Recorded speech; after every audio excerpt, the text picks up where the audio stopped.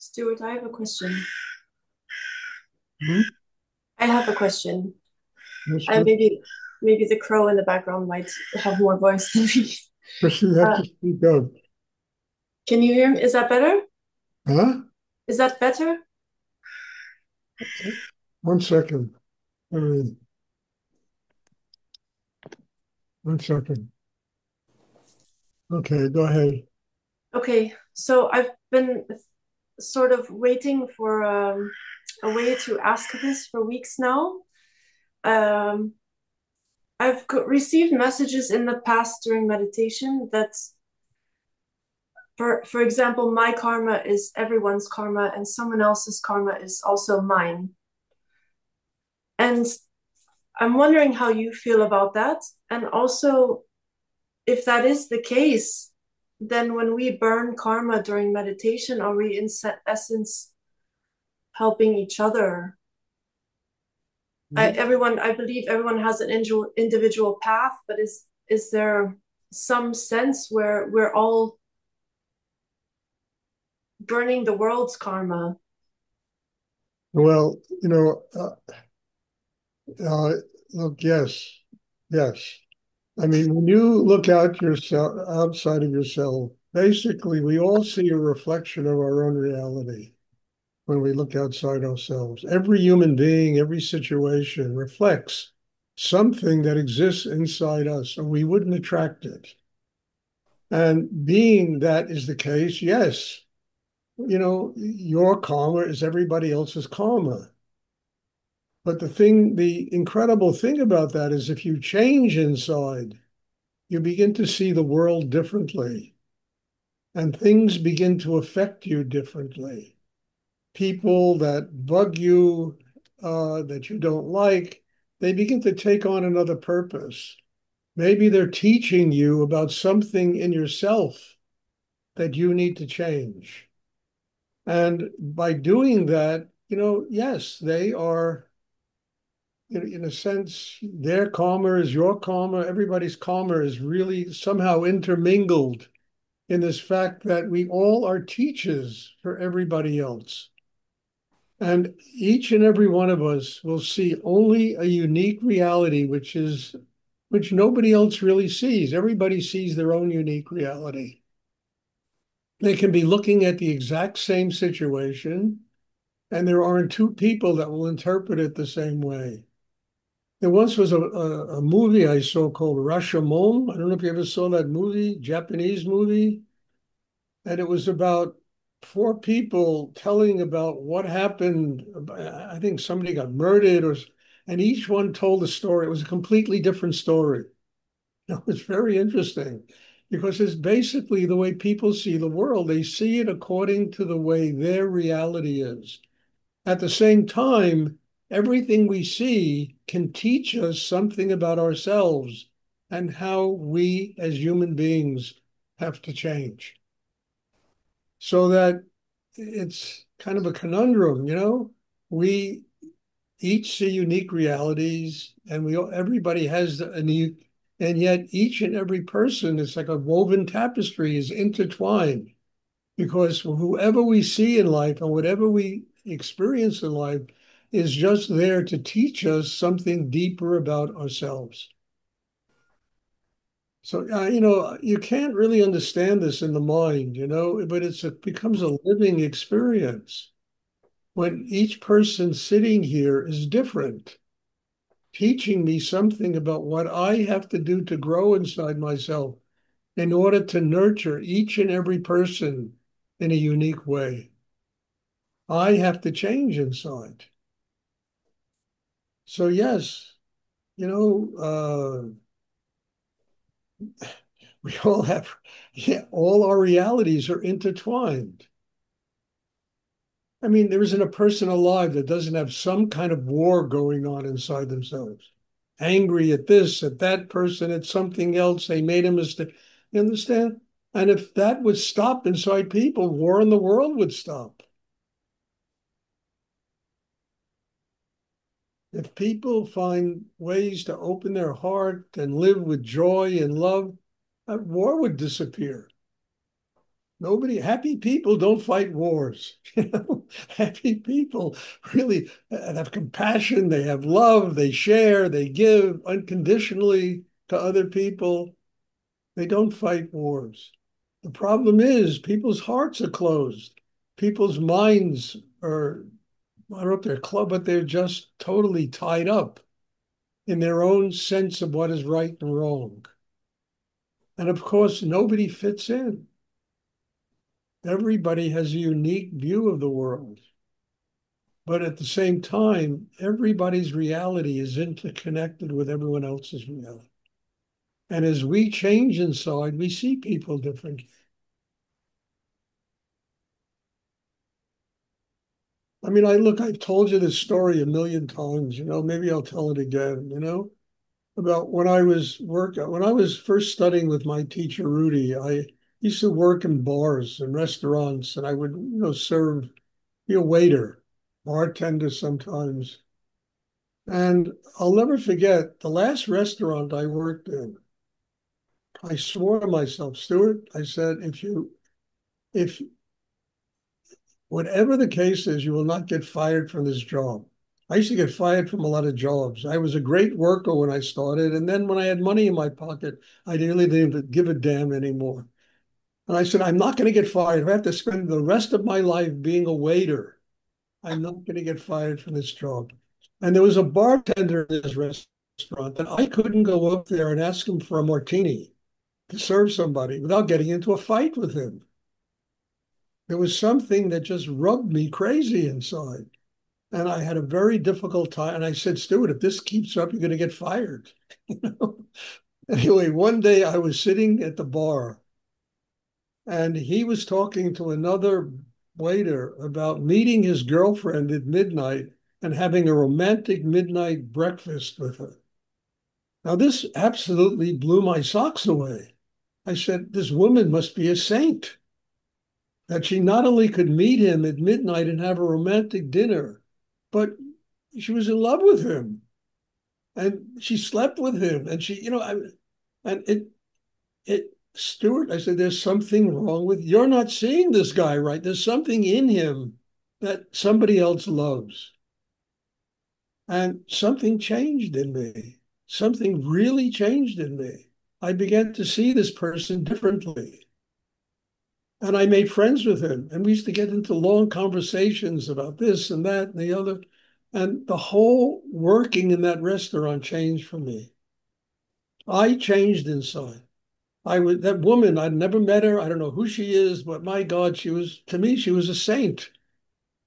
And she knew something more important about life than I knew, how to love somebody that was impossible for me to even be around. Something in me changed. I began to see him differently. I changed. He didn't change. He was the same person. I changed. And none of the things he used to do bothered me anymore. And I think because I changed, none of the things that I did bothered him anymore.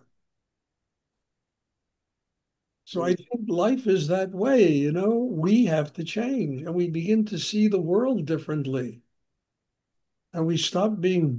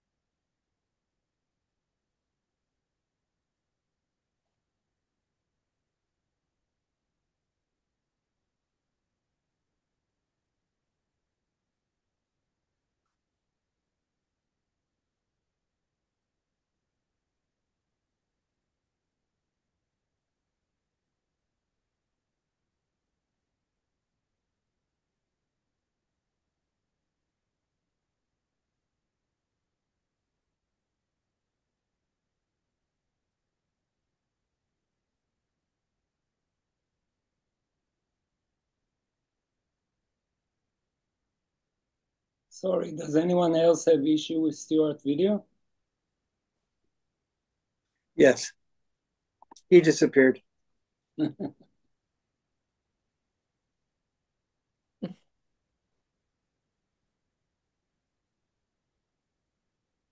We cannot hear you, Stuart. Oh, You you're on muted. mute. You're muted. I can see him on the screen even. Can you hear me? Oh, Yes. Now we can. Hang on a second. Make everybody bigger. There you go. Okay. All right, we're back where we were before.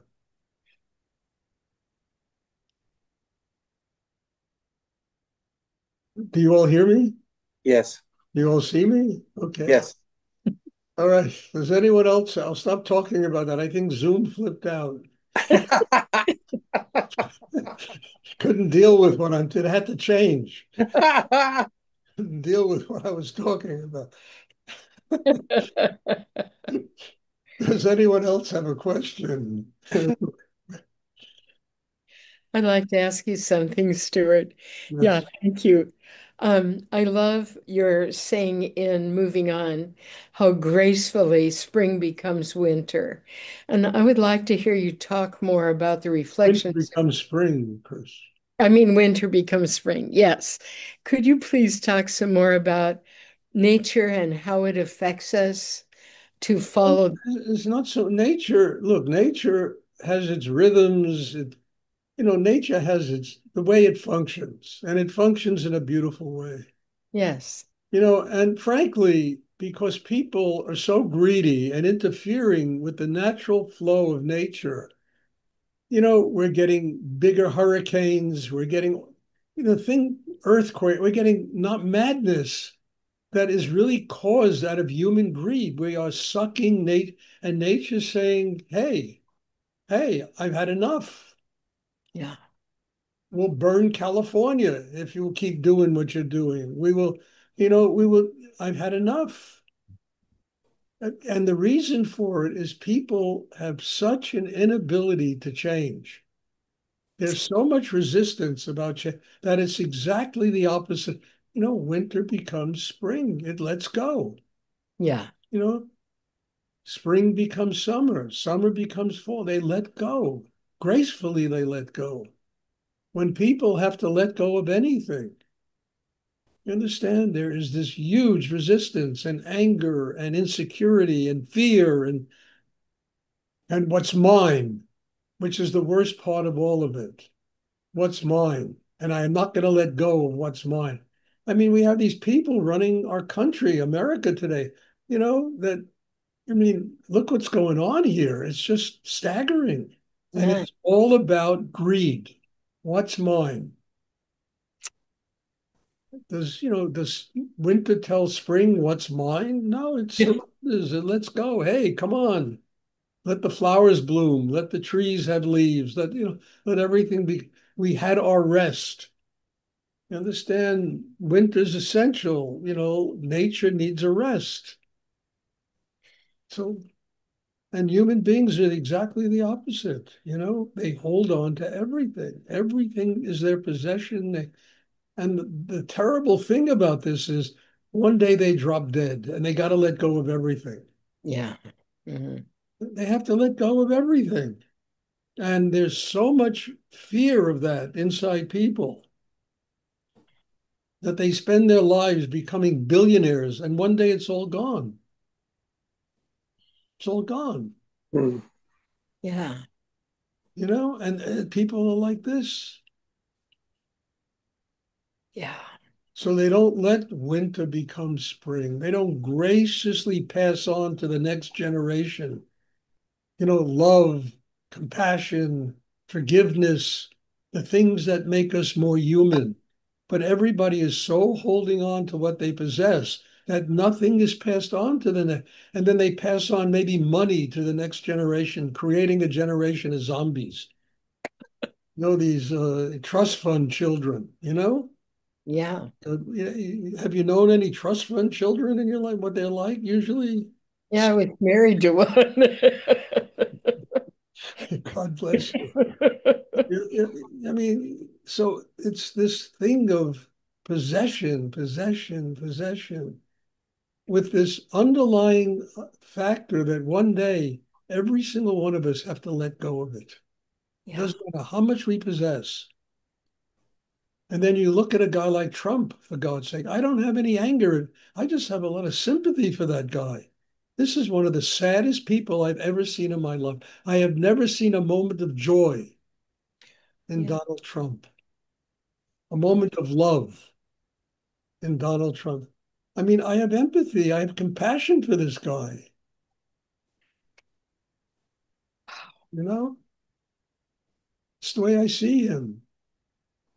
That You look is, at his face, and it's such a sorrowful face, an angry, unhappy human being, possessing so much, and he doesn't have a drop of happiness in him, and possessing billions and billions of trillions and the world. I am the conqueror of the world. It's like, here lies Ozymandias, king of kings. Look on, you whoever in despair. yeah. It's fantastic. But that's the whole thing. Winter becomes spring, That is, gracefully, with love. that is so beautiful. Thank you, Stuart. No, you're welcome. It's so important for us to learn this. It's a major step in the process of really developing spiritual enlightenment. Letting go. Yeah. Let go. Let winter become spring. Let us gracefully pass on wisdom and knowledge to the next generation instead of anger and revenge and fear. That's part of what we're here to learn as human beings.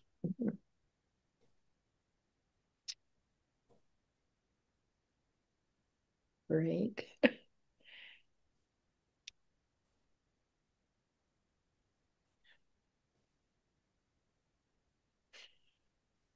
And it's never, I mean, I tell you honestly, when I was really in business, I'm really not in business anymore, but it was never enough. Mhm. It was never enough. There was always more money and more money and more money. I finally got sick and tired of it. I said, no, my life can't be about just collecting more and more money. Yeah.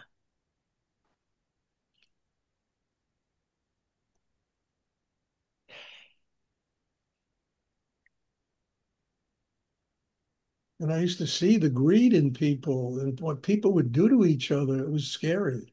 Yeah. People I knew, the things they would do to other people for money, what they did to me was scary. Yes.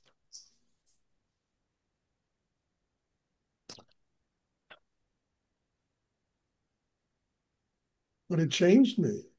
And I have nothing but gratitude to all those people. They made it possible for me to have grown the way I've grown in my life. I really mean that. Instead of Yeah. being angry at them, I'm like, thank you. Wow.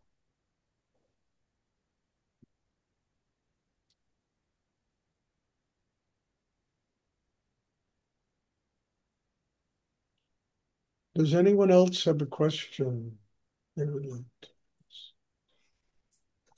Stuart, if I may ask another question. Yeah, we're rolling here. Go ahead. Yes. Regarding what she was just asking about, winter going into spring and letting go. And you brought this up in one of the past meditations about, you know, um, preparing yourself for your last day and dying.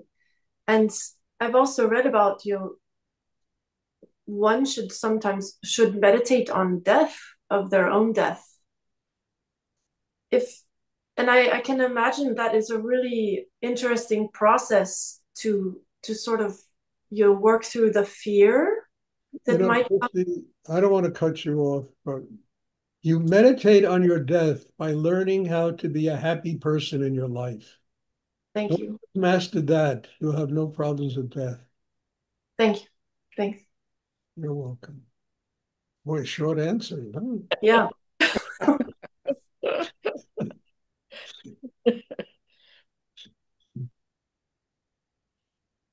Does anyone else have a question they would like to ask? Happy people, there's no more life or death. It's just the moment they're living in.